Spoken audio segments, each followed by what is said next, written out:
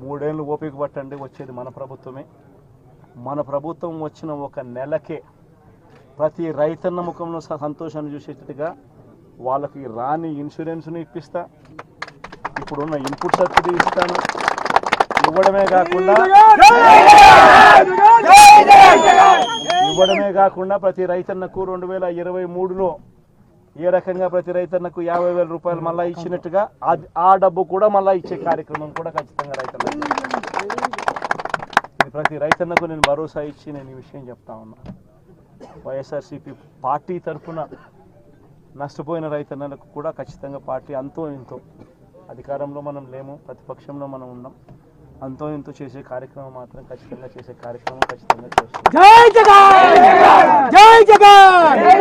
అది రాబోయే రోజుల్లో అవినాష్తో నేను మాట్లాడుకుని అవినాష్ ప్రతి రైతుకు మేలు జరిగేట్టుగా, ఎంతో కొంత మేలు జరిగేట్టుగా అవినాష్ ద్వారా అది చేయించే కార్యక్రమం కూడా చేస్తాం.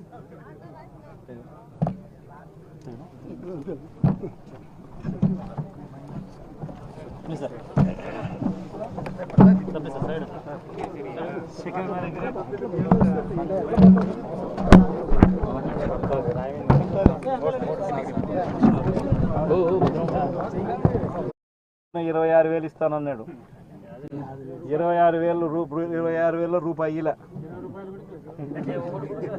26,000 కనీసం 20 రూపాయలు కూడా ఇలా. ఇప్పటికే రైతులకు ఈయన వస్తూనే 0 వడ్డీ కింద రైతులకు ఇవ్వాల్సిన 0 వడ్డీ కింద